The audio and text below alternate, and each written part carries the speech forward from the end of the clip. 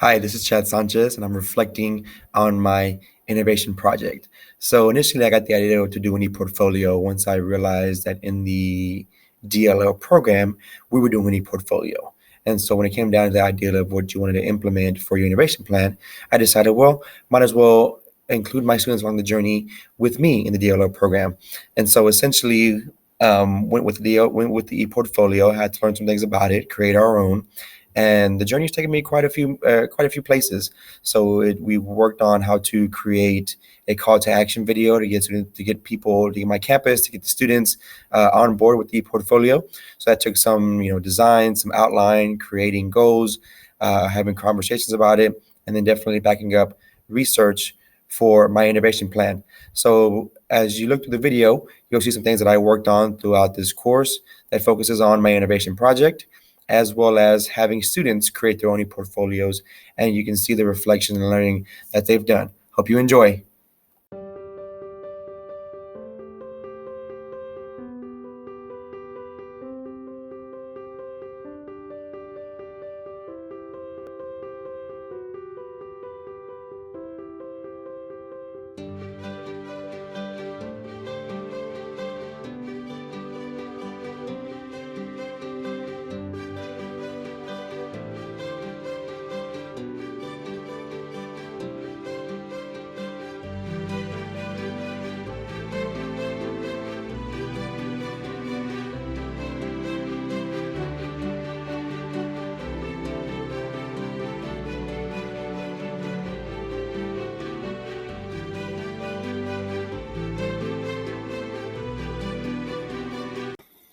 So being able to implement change on my campus was very impactful. It put a lot of power and confidence in my hands to want to introduce these topics and step out of my comfort zone.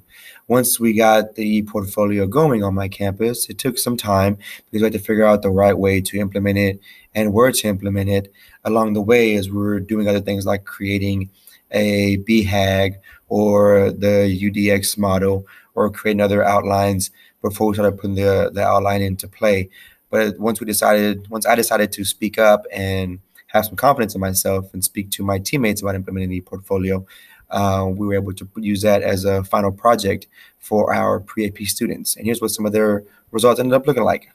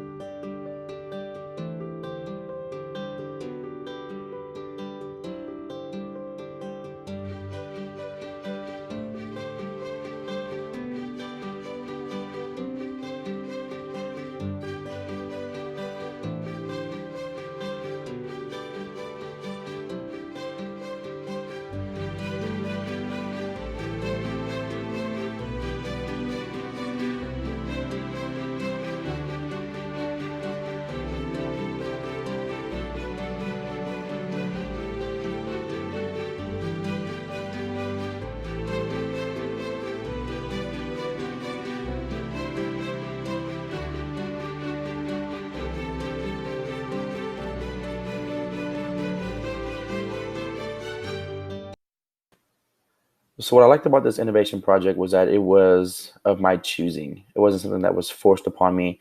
I had complete control over it, where I wanted it to go, what I wanted it to do, how to implement it, and its overall purpose and goal. Um, Along the way, I did have help and support to kind of guide me in where I wanted to take it, but overall, it was mine. And I think what really worked with the portfolio as I implemented it last semester was that it was each student's unique e-portfolio. It wasn't something that they had to create for me, but it was more for what they had to do, and all they had to do was meet these certain guidelines for their e-portfolio. I think what could have worked better is if they would have had more time and if we would have tried it more for all the kids as opposed to just the pre-AP kids, and then also having a specific platform for them to use it on. But then again, I didn't want to take away from their own creativity and their own unique aspect of it. If they would have had more time, definitely would have seen maybe more effort and more e-portfolios, as opposed to some kids creating a actual binder. But I think overall, it got more waiver on the campus than I expected, because the principal was asking about it, admin was asking about it, some other students and teachers, and even some parents were asking about it. So, might not have started the way I wanted it to, but it sure did make an impact on campus. And so hopefully from here on out, I can be the one in charge of implementing the e-portfolios on campus, or at least starting something, some kind of positive change on my campus. So overall, I really enjoyed this e-portfolio and what I've been able to do with it, and how it's been able to make me become a better leader on my campus.